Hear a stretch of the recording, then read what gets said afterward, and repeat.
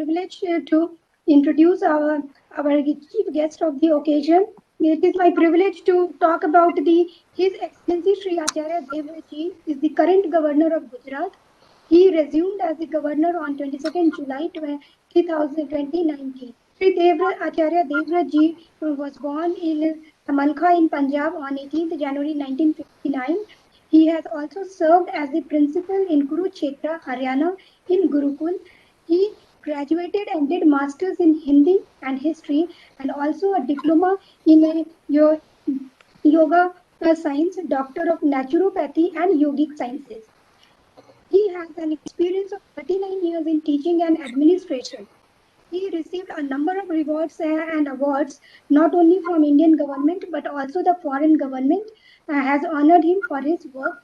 To mention a few are Bharat Jyoti Award, Certificate of Excellence Award, Srimati Sarla Chopra American Medal of Honor, Certificate of Honor and Service of Rural India, and his Shiksha Shri Award, Samaj Seva Samman, Himotkarsh राष्ट्रीय एकता award, Akshay ऊर्जा सम्मान, intellectual personality, Vidwan Ratna, Vishisht Samman. So these are a few of the accolades in His Excellency. There are a number of several other awards and recognitions. He also has a great intent towards literary works, and he has served as the principal editor of the monthly journal Gurukul Darshan, The Priceless Way of Health, Natural Science, which is written in English and Hindi version, Stairs of Heaven, Panch Mahayagna, Ram Dialogue of Valmiki, The Glorious History of Gurukul Kshetra. So this is a brief introduction of His Excellency. With this word, we take this honor now to invite His Excellency to kindly address the participants on natural farming for healthy nation. Thank you, sir.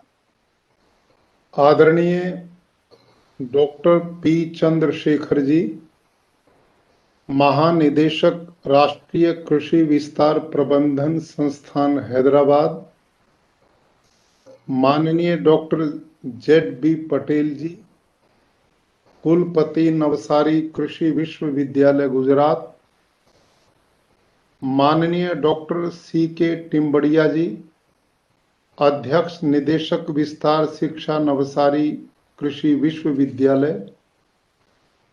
इस कार्यक्रम में digital platform से जुड़े हुए सभी कृषक, अधिकारीगण, वैज्ञानिकों, आईसीआर इंस्टीट्यूट, राज्य सरकार के कृषि, बागवान, पशु विज्ञान, गैर सरकारी संगठनों के पदाधिकारी एवं अतिथिगण, देवी और सज्जनों, सर्वप्रथम मैं डॉक्टर पी चंद्रशेखर जी को बधाई देता हूं कि जिन्होंने आज स्वस्थ राष्ट्र के लिए प्राकृतिक कृषि विषय को गंभीरता से लेकर हम सबको इस आयोजन के साथ जोड़ा है। बहुत प्रबुद्ध लोग, कृषि से जुड़े हुए हर क्षेत्र के निष्णात लोग इस कार्यक्रम में जुड़े हुए हैं और मेरे से पूर्व डॉक्टर पी चंद्रशेखर जी ने, माननीय कुलपति श्री पटेल जी ने आज के विषय के संदर्भ में अपने विचार रखे हैं। भाई और बहनों, मैं अपनी बात प्रारंभ करने से पहले एक बात स्पष्ट बता देना चाहता हूं कि मैं एक किसान भी हूं और गुरुकुल कुरुक्षेत्र हरियाणा में पिछले 8-9 वर्ष से लगातार मैं प्राकृतिक खेती 200 एकड़ में करवाता हूं। जो भी चर्चा मैं आपके बीच में करने वाला हूं, ये किसी पुस्तक पढ़ने के बाद नहीं, अपितु मेरे खेत में जो मैंने अनुभव किया है उसकी सारी चर्चा आपके बीच में करूंगा। आप और मैं बहुत अच्छी तरह जानते हैं कि 60 के दशक में भारत अन्न के अभाव में विदेशियों के प्रति आशान्वित रहता था और उस समय में भारत के कृषि वैज्ञानिकों ने खेती में बहुत बड़ी क्रांति की, हरित क्रांति की और भारत को अन्न खाद्य पदार्थों की दृष्टि से आत्मनिर्भर बनाया। उसके लिए सारा भारत अपने कृषि वैज्ञानिकों का आभारी है। वो उस समय की मांग थी, जरूरी था, सही रास्ता था। लेकिन आज जिन परिस्थितियों से भारत नहीं पूरी दुनिया व्यथित है, अब भी वही काम मैं निवेदन करूंगा, उस आपदा से निकालने का काम जैसे कृषि वैज्ञानिकों ने किया, आज भी मैं आह्वान करता हूं कि भारत के कृषि वैज्ञानिक इस समय रासायनिक खेती के दुष्परिणामों को समझते हुए प्राकृतिक खेती की ओर नए नए अनुसंधान करें, नई नई रिसर्च करें, तो एक बहुत बड़ा क्रांतिकारी काम इस राष्ट्र के लिए, दुनिया के स्वास्थ्य के लिए हो सकता है। और मैं पूर्ण विश्वास करता हूं कि हमारे कृषि वैज्ञानिक बहुत विवेकशील और अपने अपने विषयों के बहुत गंभीर जानकार हैं। जैसा उन्होंने रासायनिक खेती में प्रयोग किए, वैसे ही प्रयोग यदि प्राकृतिक खेती में भी उनके बढ़ेंगे तो भारत आत्मनिर्भर बन पाएगा। आप सबने 16 दिसंबर को भारत के यशस्वी प्रधानमंत्री जी का उद्बोधन सुना था। माननीय केंद्रीय गृह मंत्री, सहकारिता मंत्री श्री अमित शाह जी का भी संबोधन सुना था, जिनमें उनका आग्रह था कि आत्मनिर्भर कृषि, आत्मनिर्भर किसान से ही आत्मनिर्भर भारत हो सकता है। इस बात को मैंने, आपने ईमानदारी से स्वीकार करना पड़ेगा कि इस समय जो हमारी कृषि है वो किसान के लिए ज्यादा खर्चीली बनती जा रही है। आप सब आदरणीय वैज्ञानिक लोग हैं, मैं सबको सम्मान के साथ निवेदन करना चाहता हूं कि जब 60 के दशक में हरित क्रांति शुरू की तो हम 1 एकड़ में 10, 15, 20 किलो यूरिया डीएपी डालते थे और भरपूर उत्पादन होता था। मैंने बचपन से खेती की, मैं किसान के घर में पैदा हुआ हूं।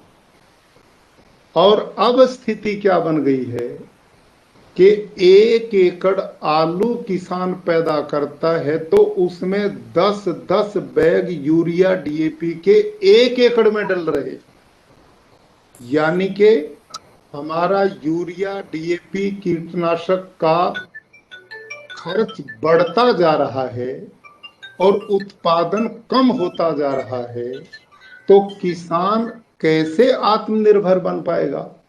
नंबर 1। नंबर 2, आप इस बात को, साइंटिस्ट लोग हैं, भारत की जो धरती है, मिट्टी है खेतों की, उस पे आप उसकी टेस्टिंग करें, उसमें विचार करें। जब हमने हरित क्रांति शुरू की थी, धरती का ऑर्गेनिक कार्बन उस समय हाई था या आज है? इस समय हमारी धरती का ऑर्गेनिक कार्बन दिन पर दिन घटता जा रहा है और उस ऑर्गेनिक कार्बन के घटने के कारण ही यूरिया डीएपी की खपत बढ़ती जा रही है। आप अनुमान लगाओ, इस समय 1.25 लाख करोड़ रुपया प्रति वर्ष भारत सरकार यूरिया डीएपी इन कीटनाशकों के आयात पर खर्च कर रही है। 1.25 लाख करोड़ प्रति वर्ष। जैसा कि निवेदन मैंने किया कि इस समय रासायनिक खेती के जो दुष्परिणाम हैं वो बड़े स्पष्ट हमारे सामने दिखाई देने पड़ गए। उदाहरण के लिए आप सभी से मैं निवेदन कर रहा हूं, विचार करें कि आज से 40 साल पहले कैंसर को कौन जानता था, डायबिटीज को कौन जानता था, हार्ट अटैक को कौन नहीं जानता था। आज पैनक्रियाज फेल हो रही हैं, किसी की किडनी फेल हो रही हैं, हमारे अस्पताल बीमारों से भरे पड़े हैं। दुनिया में बिना कारण के कोई कार्य नहीं होता। आपको कोई ये कहे कि जी बादल तो थे नहीं, वर्षा बहुत हुई, कैसे संभव है?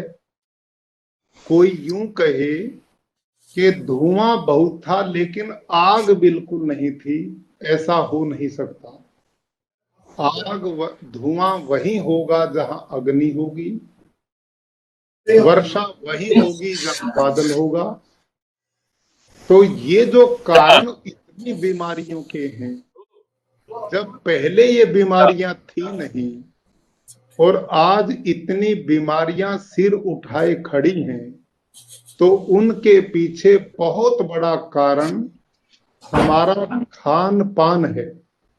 इस समय दाल सब्जी गेहूं चावल फल दूध पानी जो भी हम खा पी रहे हैं, उनमें स्लो पॉइजन हम सबके अंदर जा रहा है खाद्यान्न के द्वारा, और उसी का परिणाम है हमारी इम्यूनिटी डे बाय डे कमजोर पड़ रही है। इस समय कोरोना काल चल रहा है। कोरोना के एक्सपर्ट्स डॉक्टर बताते हैं कि जिन लोगों की इम्यूनिटी जितनी स्ट्रांग होगी वो उतना ही कोरोना से सफलतापूर्वक लड़ाई लड़ पाएंगे। अब आप और हम स्वयं विचार करें कि प्राकृतिक आहार से इम्यूनिटी स्ट्रांग होगी या रासायनिक आहार से होगी।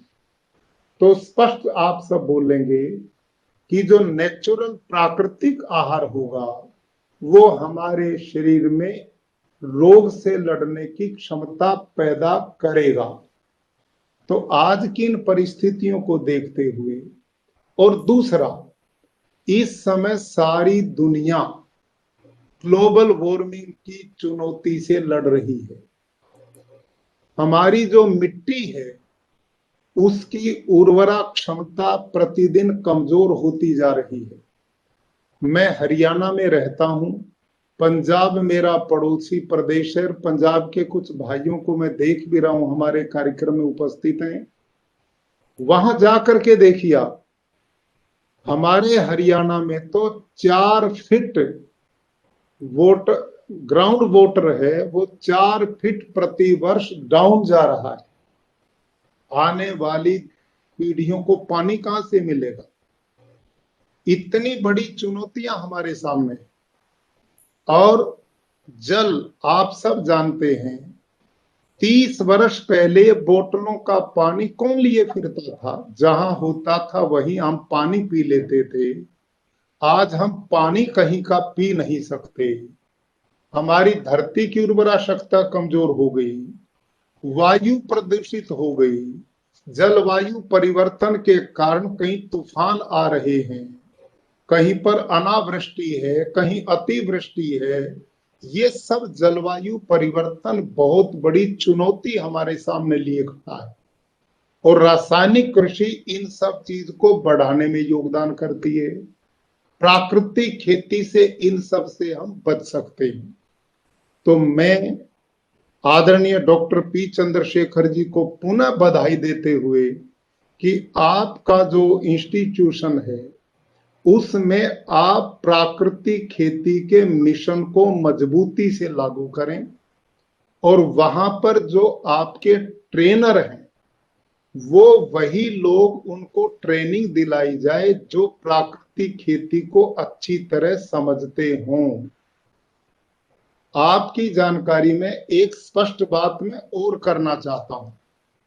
आज एक बहुत बड़ी उलझन है हमारे सामने, जैविक कृषि और प्राकृतिक कृषि। इस समय हम इसमें अंतर ही नहीं कर पा रहे। मैं 3 वर्ष तक मैंने ऑर्गेनिक फार्मिंग भी की है। जैविक खेती मैंने खुद अपने खेत में की। प्राकृतिक खेती और जैविक खेती में जमीन आसमान का अंतर है।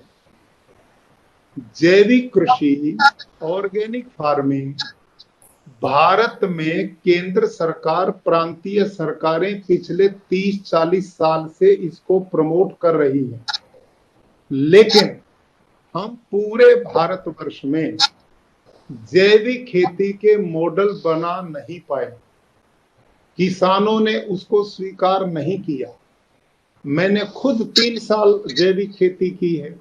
मैंने पिट बनाए, गोबर डाला, वो आयात की हुए केचुए उसमें डाले। जो जो तरीके पद्धति बताई गई, मैंने 3 वर्ष अपने खेत में ऑर्गेनिक फार्मिंग की है, जैविक खेती की है। उस खेती में लागत कम होती नहीं, उत्पादन कम हो जाता है, परिश्रम पूरा करना पड़ता है। पहले 3 साल उत्पादन बहुत तेजी से घटता है। एक छोटा किसान जिस पे 2-4 एकड़ जमीन है, वो 3 साल तक अपने उत्पादन को घटता हुआ कैसे देख सकता है? उसमें लागत जो है वो भी कम नहीं है। खरपतवार उसमें वीड्स इतने होते हैं, उसकी लेबर पे ही बड़ा खर्चा हो जाता है। उन अर्थवर्म को उलटने पुलटने में वो 1.5-2 महीने में खाद तैयार कर पाता है। तो वो पद्धति मैं खुद कर चुका हूं। मेरी दृष्टि में ऑर्गेनिक फार्मिंग, जैविक कृषि एक सफल माध्यम खेती का नहीं है, और मैंने उसको छोड़ा। मैंने प्राकृतिक खेती शुरू की। पालेकर जी, जिन्होंने इस क्षेत्र में बहुत बड़ा काम किया, इस मामले में हमने उनके विचारों पर चिंतन करना चाहिए। और जो उन्होंने रिसर्च करवाई है, मैंने केवल उन पे अपनी बात को नहीं छोड़ा, अपितु जब मैंने प्राकृतिक खेती शुरू की तो मैंने एग्रीकल्चर यूनिवर्सिटी हिसार के साइंटिस्ट को अपने साथ में जोड़ा। डॉक्टर हरिओम जी कृषि वैज्ञानिक हैं, डॉक्टर बलजीत सारन जी माइक्रोबायोलॉजी के सीनियर प्रोफेसर यूनिवर्सिटी हिसार में हैं, और उनकी पूरी टीम। ये जो मैं चर्चा कर रहा हूं, केवल एक परंपरा की बात नहीं कर रहा, मैं आपकी ही बात कह रहा हूं। आप साइंटिस्ट हैं, वैज्ञानिक हैं। मैंने आपके ही बंधुओं को लेकर अपने खेत में एक्सपेरिमेंट सदा करवाए हैं, और उनकी रिपोर्ट हमारे पास उपलब्ध है। उन कृषि वैज्ञानिकों ने भी प्राकृतिक खेती जब मैंने शुरू की तो उनका विश्वास ही नहीं होता था कि इसमें ऐसी सफलता हो सकती है। लेकिन जब उन्होंने प्रत्यक्ष वहां पर चमत्कार देखे, इतना बड़ा क्रांतिकारी काम देखा, तो वो स्वयं ही इसमें रुचि लेकर के जुड़ते रहे। आपकी जानकारी के लिए, मेरा एक खेत ऐसा था जिसकी मिट्टी की जांच डॉक्टर हरिओम जी, जो एग्रीकल्चर यूनिवर्सिटी हिसार के साइंटिस्ट हैं और कुरुक्षेत्र के कृषि विज्ञान केंद्र के मुखिया थे, उन्होंने अपने हाथ से मेरे 100 एकड़ के 200-250 सैंपल मिट्टी के लेकर एग्रीकल्चर यूनिवर्सिटी हिसार की लैब में चेक करवाए। तो मेरी मिट्टी का ऑर्गेनिक कार्बन 0.3, 0.4, 0.5 से नीचे था। और ये कारण क्या बना कि वो सारा खेत मैंने कुछ किसानों को लीज पे दिया था, ठेके पे, भाड़े पे दिया था। तो पिछले 30-40 साल से वो उन खेतों में urea DAP pesticide, urea DAP कीटनाशक का लगातार प्रयोग करते रहे। उन्होंने उसमें कोई गोबर आदि का प्रयोग कभी लिया ही नहीं। उससे मेरी जमीन बंजर बन गई थी, और उस खेती में मैंने प्राकृतिक विधि से जीवामृत, घन जीवामृत, आच्छादन, वापसा, इन चारों विधियों का प्रयोग किया। उन्हीं के सामने एक वर्ष में मेरी धरती का ऑर्गेनिक कार्बन 0.67 पे चला गया पहले ही साल। अब इस बात को जब हम कृषि वैज्ञानिक बंधुओं से निवेदन करते हैं तो इसको मानने को तैयार नहीं होते। अब मानने को क्यों नहीं तैयार होते, इस पे भी मैंने रिसर्च करवाया, इस पे भी रिसर्च किया और उसका कारण क्या पाया कि धरती का ऑर्गेनिक कार्बन बढ़ाने वाले तो अर्थवर्म हैं, सूक्ष्म जीवाणु हैं, मित्र कीट हैं। अब यूरिया डीएपी तो उनको मारने का काम करता है, तो ऑर्गेनिक कार्बन बढ़ेगा या घटेगा? आप स्वयं इस पर विचार कीजिए। आप सबसे मैं निवेदन करता हूं, एक मिट्टी के अर्थवर्म को आप अपनी टेबल पर लाकर रखें और उस पे यूरिया डीएपी डालो, वो तत्काल मर जाएगा। और उसी अर्थवर्म पे आप गाय का गोबर डालो तो परिवार बढ़ाएगा। अब अर्थवर्म तो सूक्ष्म जीवाणुओं से ज्यादा ताकतवर है, जब वो भी मार दिया तो सूक्ष्म जीवाणु कैसे बचेंगे? अब धरती में सूक्ष्म जीवाणु जो ऑर्गेनिक कार्बन बढ़ाने का काम करते हैं, अर्थवर्म जो केचुआ ऑर्गेनिक कार्बन बढ़ाने का काम करता है, अब वो मित्र कीट ही नहीं छोड़े तो फिर धरती का ऑर्गेनिक कार्बन कैसे बढ़ेगा? अब मैंने जब अपने खेत में जीवामृत, घन जीवामृत का प्रयोग किया तो वो तो सूक्ष्म जीवाणुओं का भंडार है। मैंने लैब में टेस्ट करवाया, देसी गाय के 1 ग्राम गोबर में 300 करोड़ से ज्यादा जीवाणु हैं और गोमूत्र खनिजों का भंडार है।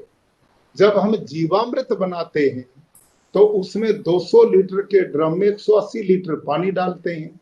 एक रात दिन का लगभग 10 किलो गोबर, 10 किलो गोमूत्र, 1.5 से 2 किलो गुड़, 1.5 से 2 किलो दाल का बेसन और 1 मुट्ठी मिट्टी डालते हैं। अब इसमें कितनी बड़ी साइंस है, जब 300 करोड़ जीवाणु 1 ग्राम गोबर में है तो 10 किलो गोबर में कितने होंगे? और इन जीवाणुओं को खाने के लिए प्रोटीन, दाल का बेसन मिल गया तो बलवान बन गए, गुड़ दिया तो मल्टीप्लाई हुए, उनकी बढ़ने की संख्या बढ़ी, मिट्टी दिए तो उसके जीवाणुओं से मिलकर और संख्या बढ़ी। और हमने डॉक्टर बलजीत सारण माइक्रोबायोलॉजी के जो प्रोफेसर हैं हिसार में, उन्होंने जर्मनी में, इंग्लैंड में, अमेरिका में वहां के माइक्रोबायोलॉजी के प्रोफेसर के साथ सालों काम किया है। उस व्यक्ति ने अपनी लैब में सालों बैठ करके ये परीक्षण किए जिनकी चर्चा मैं कर रहा हूं।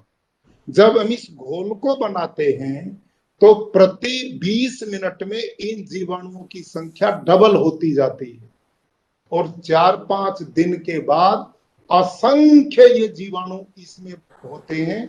और हम स्प्रिंकल के द्वारा, ड्रिप के द्वारा खुला पानी जब खेत में छोड़ते हैं तो उसके द्वारा ये जीवामृत खेत में फैलाते हैं, तो 1 दिन के गोबर गोमूत्र से 1 एकड़ का खाद तैयार हो जाता है। और इसमें जीवाणु धरती मिट्टी के जीवाणु से मिलकर उस परिवार को बढ़ाते हैं। आप तो साइंटिस्ट हैं, आपने हमें बताया 78% नाइट्रोजन तो वायु में, आकाश में है। यही वो जीवाणु हैं जो आकाश के इस नाइट्रोजन को लेते हैं और पौधे के लिए भोजन का निर्माण करते हैं। और मैंने अपने नहीं, अब तो इस काम को पूरे देश में मैंने फैलाने में अपने साथी मित्र मंडली को लेकर काम किया है। हिमाचल प्रदेश में मैं गवर्नर रहा, वहां केवल 2 साल में काम कर पाया प्राकृतिक खेती का। इस समय हिमाचल प्रदेश में 1.5 लाख से ज्यादा किसान, डॉक्टर राजेश्वर चंदेल जो वहां पर नोनी यूनिवर्सिटी में कीट प्रोफेसर हैं, कीट वैज्ञानिक हैं, वो इस समय इसी खेती के काम को संभाले हुए हैं। और वहां पर राकेश कंवर आईएएस अधिकारी, चीफ सेक्रेटरी, इस समय सेक्रेटरी टू एग्रीकल्चर हैं, वो इस काम को देखते हैं। पूरी सरकार जुड़ गई है। इतनी बड़ी संख्या में किसान अपने आप तेजी से जुड़ रहे हैं, उनको लाभ हो रहा तभी तो जुड़ रहे हैं, नहीं तो कौन जुड़ेगा। आंध्र प्रदेश में श्री विजय कुमार जी आईएएस अधिकारी रहे, चीफ सेक्रेटरी आंध्र प्रदेश में रहे। 5 लाख किसान उनकी देखरेख में आंध्र प्रदेश में इस खेती को करते हैं। 2 लाख से ज्यादा किसान इस समय गुजरात में हमारे साथ जुड़ चुके हैं। और जिन किसानों से आप जाकर के उनके खेत में मिलिए, किसान में कितना उत्साह है, कितनी उमंग है, उनकी आय डबल हो रही है, उनका पानी का खर्चा कम हो रहा है, उनकी लागत शून्य हो रही है।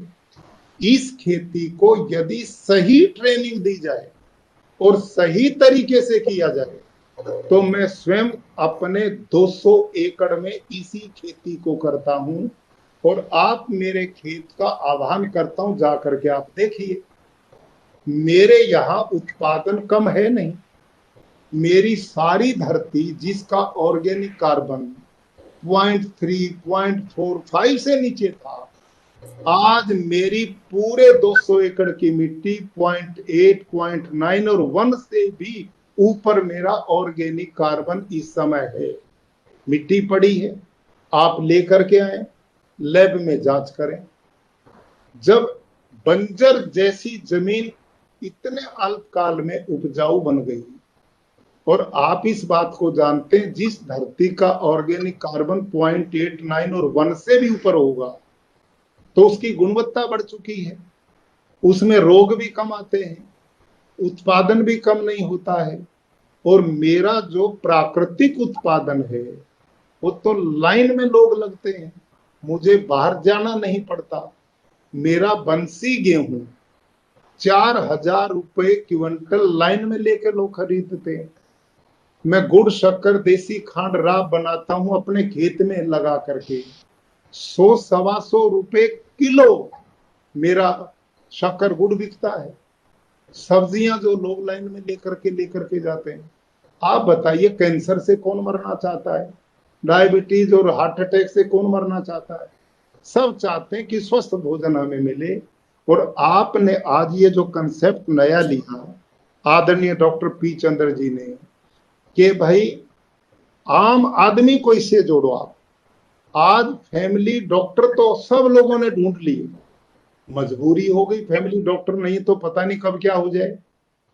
लेकिन यदि फैमिली किसान के लोगों ने ढूंढ लिए तो उनका कल्याण हो जाएगा, उनका बहुत बड़ा खर्चा भी घटेगा, शरीर स्वस्थ निरोग होगा, देश समाज राष्ट्र अपना काम अधिक कर पाएंगे, भारत के लोग क्रियाशील हो उठेंगे, स्वस्थ और निरोग बनेंगे।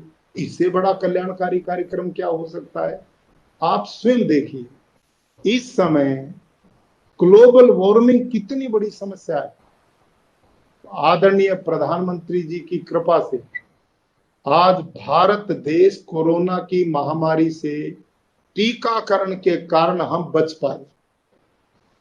बहुत बड़ा अभियान इस देश में चला, आज हम बहुत लड़ाई जीतने की दिशा में बढ़ रहे हैं। लेकिन ये जो ग्लोबल वार्मिंग है, यदि इसकी चुनौती और बढ़ती चलेगी तो इसका समाधान क्या होगा दुनिया के सामने। और आप एक और विचार करो, 16 दिसंबर को माननीय प्रधानमंत्री जी ने बड़े कारुणिक शब्दों में एक बात कही थी, आपने भी सुना होगा, कि यदि ये मिट्टी ही जवाब देगी तो क्या होगा। ये खेतों की मिट्टी ही जवाब देगी तो क्या बनेगा, और धरती में पानी ही नहीं बचा तो क्या बनेगा। और ये जलवायु परिवर्तन इसी ढंग से बढ़ता रहा तो क्या दुनिया का बनेगा। अब इनका कारण हम अच्छी तरह समझ रहे हैं कि रासायनिक कृषि भी इन सारी समस्याओं के लिए जिम्मेदार है।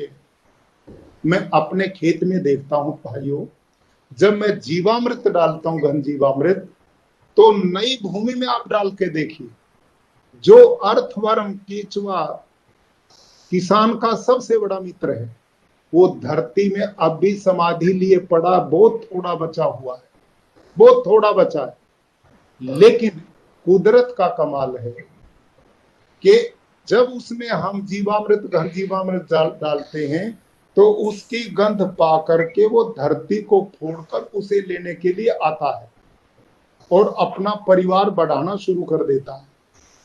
मेरे खेत में जहां रासायनिक खेती में करता था, अर्थवर्म कभी कभी दिखता था, आज मेरे 1 एकड़ में लाखों की संख्या में अर्थवर्म, लाखों। और वो करते कैसे काम है? वो करते हैं यूं, धरती में 8-10 फीट जाते हैं, दूसरे छेद से आते हैं, इससे जाते हैं, दूसरे से आते हैं, इससे जाते हैं, दूसरे से आते हैं। रात दिन वो बेचारे काम करते हैं। अब वो जो छेद बनाते हैं, वर्मी वो से उनको लीपते जाते हैं, उन छिद्रों में ऑक्सीजन जाती है तो धरती की फर्टिलिटी बढ़ती है। और हमने लैब में टेस्ट करवाया, जो वो धरती के खनिजों को खाकर पेट से निकाल करके विष्ठा के रूप में पौधे की जड़ को देता है, उसकी विष्ठा में सामान्य खेत की धरती से 5 गुना ज्यादा नाइट्रोजन है, उसमें 9 गुना ज्यादा फास्फोरस है और उसमें 12-13 गुना ज्यादा पोटास है। अब आप देखो, जिस खेत में 1 एकड़ में लाखों अर्थवर्म काम करेगा और वो इतना नाइट्रोजन पैदा करेगा, फास्फोरस पैदा करेगा, पोटास पैदा करेगा, तो बाकी उसमें जहर डालने की जरूरत क्या है? आप विचार कीजिए। और मैं एक निवेदन करता हूं, जंगल में जितने पेड़ हैं उनमें यूरिया कौन देता है, डीएपी कौन देता है, कीटनाशक कौन डालता है, उनमें पानी कौन देता है? आप जंगल में जाएं, समय पर पौधा फलों से लद जाता है और आप जंगल के किसी भी पौधे के पत्ते को तोड़कर लैब में ले जाएं, उसमें एक भी तत्व की कमी नहीं मिलती। जब प्रकृति सारे पूर्णता को लिए हुए जंगल में काम करती है, तो वही नियम मेरे खेत में भी काम करना चाहिए। इसका नाम प्राकृतिक खेती है। थोड़ी तकनीक को बदलना है। मैं जो पुनः निवेदन करने लगा हूं कि जब तक आप ऑर्गेनिक फार्मिंग और प्राकृतिक खेती के अंतर को नहीं समझेंगे तो हम उलझन में रहेंगे और ऑर्गेनिक फार्मिंग का सहारा लेकर प्राकृतिक खेती को भी नहीं बढ़ा पाएंगे। मैं विश्वास के साथ कहता हूं, ऑर्गेनिक फार्मिंग मैंने 3 वर्ष की, मेरा उत्पादन नहीं बढ़ा, मेरी लागत कम नहीं हुई, मेरे खर्चे यूं ही रहे। कारण क्या है? मैंने उन्हीं लोगों से पूछा, कृषि वैज्ञानिकों से ही मैंने पूछा कि भाई लोगों, भारत सरकार, राज्य सरकारें ऑर्गेनिक फार्मिंग पे इतना खर्च कर रही हैं, ये मॉडल के रूप में क्यों नहीं बन पाई, लोगों में लोकप्रिय क्यों नहीं बन पाई? तो मेरे को डॉक्टर हरिओम जी ने, जो एग्रीकल्चर साइंटिस्ट हैं, उन्होंने एक पत्रक दिया जो एग्रीकल्चर यूनिवर्सिटी हिसार के साइंटिस्ट का था और एग्रीकल्चर यूनिवर्सिटी लुधियाना के साइंटिस्ट का था। उसमें मैंने पढ़ा कि जी आप पढ़ो ऑर्गेनिक फार्मिंग क्या है। अब आप तो साइंटिस्ट हैं, समझेंगे। मैंने जो पढ़ा वो मैं आपकी निवेदन करता हूं। वहां उन साइंटिस्ट ने ऑर्गेनिक फार्मिंग के बारे में बताया कि भारत के खाद्यान्न भंडार को भरने के लिए 2 फसलें मुख्य रूप से योगदान करती हैं, गेहूं और चावल। और इन दोनों फसलों को पैदा करने के लिए 1 एकड़ में 60 किलो नाइट्रोजन की आवश्यकता है। 60 किलो नाइट्रोजन प्रति एकड़ गेहूं धान में पड़ेगा तो उत्पादन पूरा होगा। इतना नाइट्रोजन नहीं होगा तो उत्पादन नहीं मिलेगा। अब ऑर्गेनिक खेती में क्या है? गोबर की 1 टन गोबर की खाद में 2 किलो नाइट्रोजन है। 1 टन गोबर की खाद में 2 किलो नाइट्रोजन है और हमें नाइट्रोजन चाहिए 60 किलो। तो इसका मतलब 1 एकड़ में 300 क्विंटल गोबर की खाद पड़ेगी तो ऑर्गेनिक पद्धति से 60 किलो की नाइट्रोजन की पूर्ति होगी तो उत्पादन बढ़ेगा। अब आप सबसे मेरा नंबर निवेदन है, किसान के पास एकड़ एक है और 300 क्विंटल उसमें गोबर की खाद डालनी पड़ जाए तो उसको 20-30 पशुधन पालना पड़ेगा। वो अपने परिवार पालेगा या पशुधन को पालेगा? इतना गोबर की खाद क्या संभव है? इतना पशुधन हमारे पास है कि भारत के सारे खेतों में इस अनुपात से गोबर की खाद पड़ सके? नंबर एक। नंबर दो, जब इतनी गोबर की खाद पड़ती है तो उसमें वीड्स खरपतवार इतना पैदा होता है कि उसकी लेबर में ही किसान का बहुत पैसा खर्च हो जाता है। नंबर तीन, इतना गोबर की खाद खेत में पड़ेगा तो उसमें कितनी जहरीली गैसेज बनेंगी जो आकाश में जाकर के ग्लोबल वार्मिंग को जन्म देंगी। तो ये पद्धति कैसे पूर्ण उत्पादन देने में समर्थ हो सकती है? फिर उसी पत्रक में साइंटिस्ट की ही रिपोर्ट थी ये जो लिखा था कि यदि आप 300 क्विंटल गोबर की खाद नहीं डाल सकते तो 150 क्विंटल वर्मी कंपोस्ट यही काम करेगा। 150 क्विंटल में काम चलेगा। अब मैंने विचार किया कि 150 क्विंटल गोबर की खाद से वो जो केचुआ आयात किया हुआ आता है उस पर हमने रिसर्च किया। 16 डिग्री से नीचे वो जीता नहीं, 28 डिग्री से ऊपर मर जाता है। वो अर्थवर्म हमारे देश का नहीं, बाहर के देश से आयात किया जाता है। मिट्टी वो खाता नहीं, केवल कास्ट और गोबर खाता है। भाई जब मेरे धरती में, भारत की धरती में असंख्य अर्थवर्म है अपना, जो मिट्टी भी खाता है, काष्ठ भी खाता है, गोबर भी खाता है, तो ये बाहर वाले को लाने की जरूरत क्या है जो न हमारे क्लाइमेट में फिट बैठता? मैं हिमाचल प्रदेश में गवर्नर रहा। हिमाचल प्रदेश में आजकल बर्फ पड़ती थी, राजभवन में 2-2 फीट बर्फ हो जाती थी। मैं वहां अपनी देसी गाय, साहिवाल गाय पाल करके रखता था। मैं बर्फ को हटा देता था, बीच में मेरी गाय खड़ी रहती थी। मैं एक्सपेरिमेंट करता था।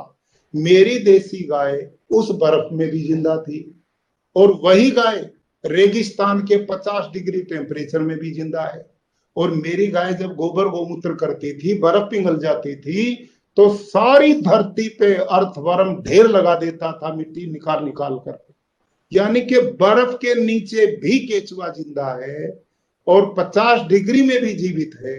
ये जो ऑर्गेनिक फार्मिंग वाला केचुआ है, ये 16 डिग्री के नीचे जीता नहीं, 28 से ऊपर जीता नहीं, और वो केवल गोबर खाता है। हम क्यों उलझे पड़े हैं जब हमारे पास इसका विकल्प है? तो ये है ऑर्गेनिक फार्मिंग जो समझनी पड़ेगी। उसको समझ करके हमारे कृषि वैज्ञानिक ये सोच लेते हैं जैसे ऑर्गेनिक में उत्पादन नहीं बढ़ता तो इस देश का पेट कैसे भरेगा। आपकी चिंता जायज है, वाजिब है, मैं समर्थन करता हूं। ऑर्गेनिक खेती से हम उत्पादन पूरा नहीं ले सकते, खर्चे उसमें कम नहीं होते, लेकिन प्राकृतिक कृषि ऑर्गेनिक से बिल्कुल विपरीत है। इसमें कुछ तकनीक अपनानी पड़ती। सुभाष पालेकर जी ने इस पर बड़ी मेहनत की। हम लोगों ने अलग से, मैंने कृषि वैज्ञानिकों की टीम जोड़ करके उस पर अनुभव करवाए और उन्होंने जो रिसर्च दी है, और आप सबसे मैं निवेदन करूंगा और डॉक्टर चंद्रशेखर जी से भी मेरा आग्रह रहेगा कि माइक्रोबायोलॉजी के आप साइंटिस्ट को लगाकर जीवामृत पे को बनाते हैं, गोबर पे रिसर्च करवाइए। मैंने तो भैंस का भी गोबर लिया, ऑस्टन फ्रीजन गाय का भी लिया, जर्सी गाय का भी लिया, लेकिन उनमें ये गुणवत्ता नहीं मिली। केवल और केवल जो पूरे भारतवर्ष में हमारी मूल भारतीय नस्ल की गायें हैं, उनकी आंतों में परमात्मा ने कुछ ऐसी शक्ति फिट की है कि वो जीवाणुओं का भंडार बनाती हैं। और आनंद की बात क्या है, जो गाय दूध नहीं देती, जिनको हमने जंगल में छोड़ दिया, बाहर बेसहारा बना दिया, उनके गोबर गोमूत्र में ये जीवाणुओं की संख्या और भी ज्यादा बढ़ जाती है, क्योंकि इनकी एनर्जी दूध बनाने में न लग के जीवाणु बनाने में लगती है। तो इसलिए ये गोबर गोमूत्र के द्वारा जीवामृत, घन जीवामृत की जो विधि है ये बिल्कुल वैज्ञानिक है, साइंटिफिक है, जीवाणुओं का भंडार बढ़ाती है, अर्थवर्म केचुए के परिवार को बढ़ाकर उसको काम करने के लिए तैयार करती है। भूमिगत जल को बढ़ाने में प्राकृतिक खेती वरदान है। कारण उसके दो हैं। नंबर एक, ये जो अर्थवर्म है जो धरती में छेद बनाता है, जब लाखों अर्थवर्म 1 एकड़ में होंगे वो कितने करोड़ों छिद्र बनाएंगे।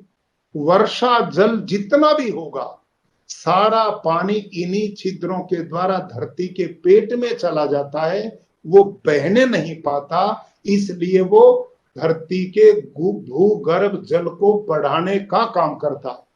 और जब अकाल पड़ता, गर्मी होती है, धरती तपती है, तो धरती में वाष्प बनती धरती के नीचे, और वो वाष्प इन्हीं छिद्रों के द्वारा ऊपर आकर पौधे की जड़ की सिंचाई का काम करती है। इसलिए अकाल में भी प्राकृतिक खेती का पौधा नहीं सूखता और वर्षा में वो बर्बाद नहीं होता।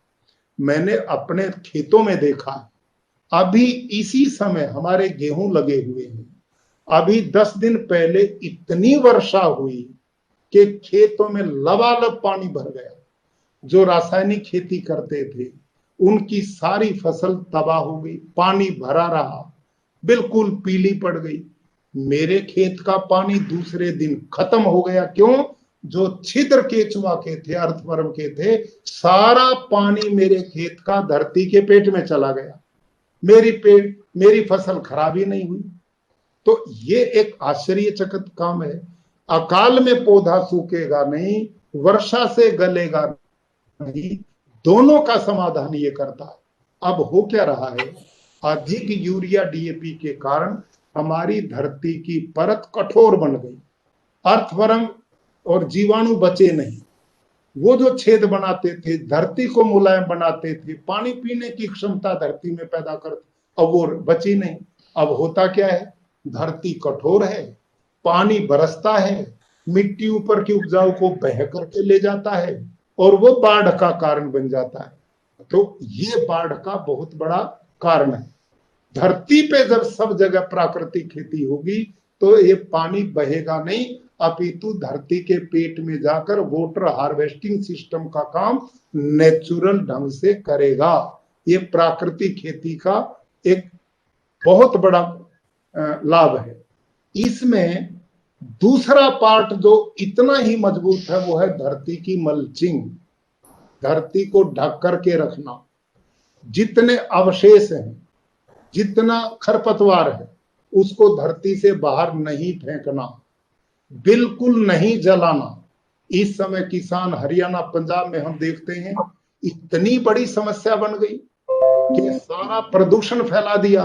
लोग खेतों में अवशेषों को जलाते हैं, पुराली को जला देते हैं। तो ये बहुत बड़ा धरती के साथ अन्याय हम कर रहे हैं। मैं लोगों को उदाहरण देता हूं कि भाई कुंभकार जो है मिट्टी से बर्तन बनाता है, धरती को पका देता है। आप उस मिट्टी के बर्तनों को तोड़कर चूरा करके उसमें कुछ बीज बो करके देखो, क्या वो पैदा करेगा? कुछ भी नहीं पैदा होगा। यही तो काम आज हम धरती में आग लगा कर रहे हैं। हम सब ने एक अभियान चलाना चाहिए कि धरती के अवशेष किसी भी कीमत पर जलने नहीं चाहिए।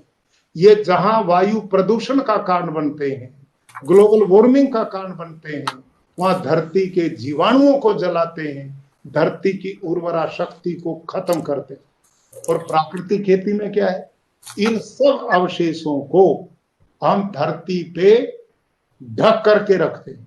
जब कोई बीज बीते हैं, बीज बाहर आ जाएगा, बाकी धरती पर हम मल्चिंग करते हैं, आच्छादन करते हैं। पहले ही वर्ष ईमानदारी से प्राकृतिक खेती में मल्चिंग होगी तो 50% पानी की खपत कम होगी। यह हमारा पक्का अनुमान है और ये खपत हर साल कम होती चली जाएगी। इसका कारण मैं किसान हूं। आप में जो खेडूत किसान है, जिसने खेती हाथ से की है, वो मेरी बात को अभी पकड़ लेगा। मैं अपने किसान मित्र कोई है तो वो समझें, आपके खेत में गर्मी के दिन है, लूएं चल रही हैं, पानी कहीं है नहीं, आप अपने खेत में खेत के अवशेष का कोई गट्ठा बना करके खेत में छोड़ दो। उस गट्ठे को आप 2-3 दिन के बाद उलट करके देखो, उसके नीचे नमी मिलेगी, नमी। और पौधे को पानी नहीं चाहिए, पौधे को नमी चाहिए। तो सारी धरती सूखी है, उस गट्ठे के नीचे पानी कहां से आया? तो ये जो जलीय तत्व है आकाश के, ये मल्चिंग उसको ऑब्जर्व करती है और धरती में नमी बनाए रखती है, नंबर 1। नंबर 2, जब धरती पर मल्चिंग करते हैं तो धरती का, आप साइंटिस्ट लोग ही कहते हैं कि 35 डिग्री से धरती का तापमान बढ़ेगा तो धरती का ऑर्गेनिक कार्बन उड़ेगा तो ग्लोबल वार्मिंग को जन्म देगा, और धरती में ही बना रहेगा तो धरती की फर्टिलिटी को बढ़ाएगा। इसलिए मल्चिंग दूसरा लाभ करती है। तीसरा, जो जीवाणु हैं, सूक्ष्म जीव है, ये मल्चिंग उनका खाद्य पदार्थ है, भोजन है। जितने सूक्ष्म जीवाणु ज्यादा होंगे उतनी धरती की फर्टिलिटी बढ़ेगी, तो ये खाद में बदल देंगे इसको और ये जमीन की उपजाऊ क्षमता को बढ़ाएगा। ये नंबर 3 है। नंबर 4, जो अर्थवर्म है वो अब दिन में काम करता, दिन में नहीं काम करता, रात को काम करता है। मैंने खेतों में देखा है, रात को अर्थवर्म काम करता, दिन में नहीं करता। क्यों नहीं करता? कि दिन में वो धरती से बाहर आएगा तो पक्षी उठा ले जाएगा, उसको मृत्यु का भय है। जब हम मल्चिंग कर देंगे तो उसमें अंधेरा होगा, अर्थवर्म दिन में भी काम करेगा, रात को भी काम करेगा, क्योंकि उस अवस्था में पक्षी उसको उठाएगा नहीं।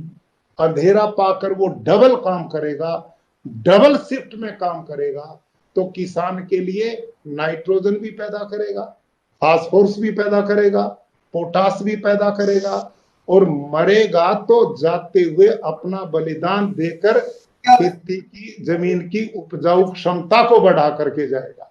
ये काम ये अर्थवर्म स्वाभाविक रूप से करता है।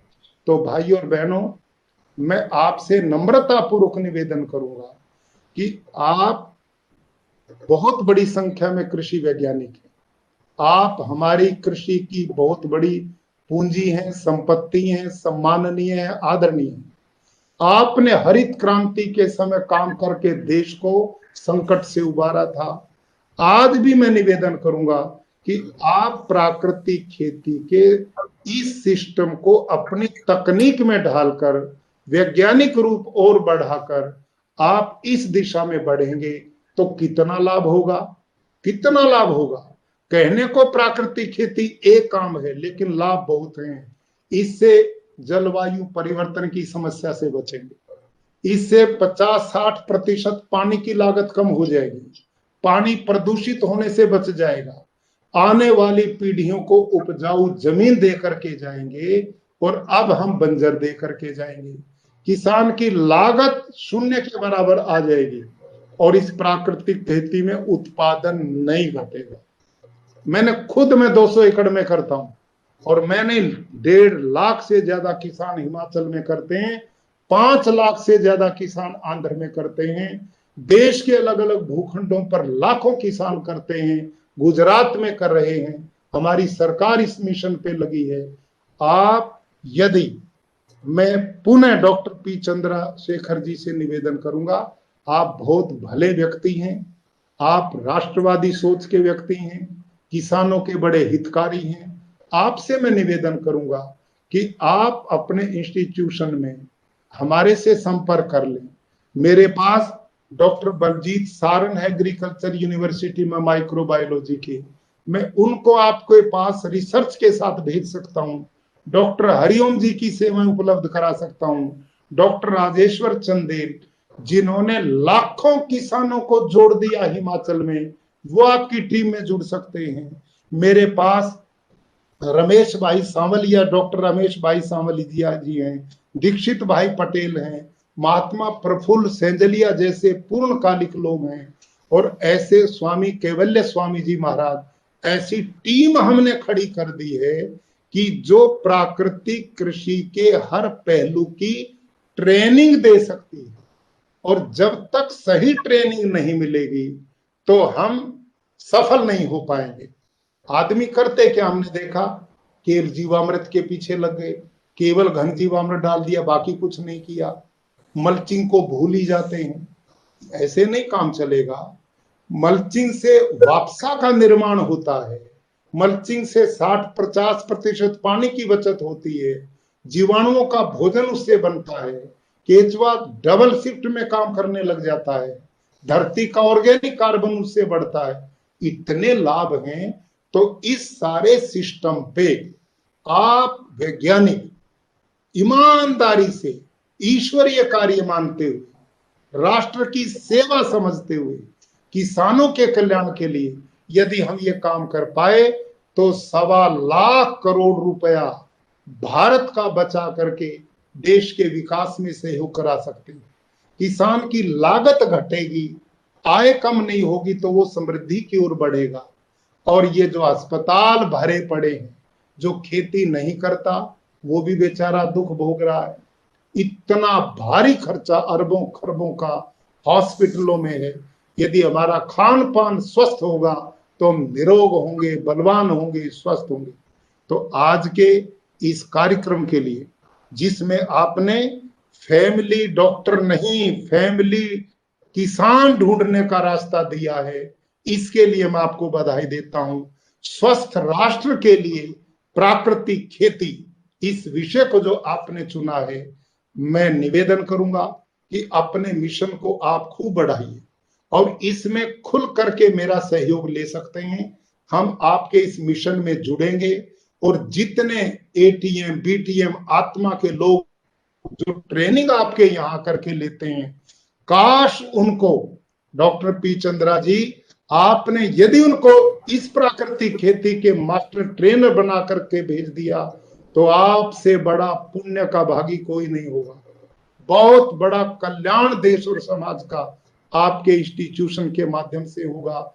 और माननीय प्रधानमंत्री जी की कल्पना कि भारत का किसान समृद्ध हो, खुशहाल हो, उन्नत हो, आत्मनिर्भर हो और भारत में आत्मनिर्भर बने, तो कृषि एक ऐसा व्यवसाय है जिसमें भारत को सबसे ज्यादा रोजगार दिया है, सबसे ज्यादा स्वास्थ्य का रास्ता ये दे सकता है, सबसे बड़ा कल्याण भारतीय कृषि के द्वारा आप सब मिलकर के कर सकते हैं।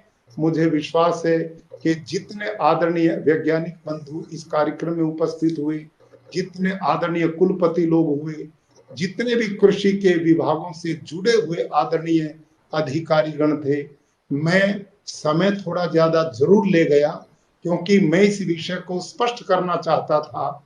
और आपसे निवेदन करूंगा कि आप ईमानदारी से इस पर अपनी रिसर्च को बढ़ाएं।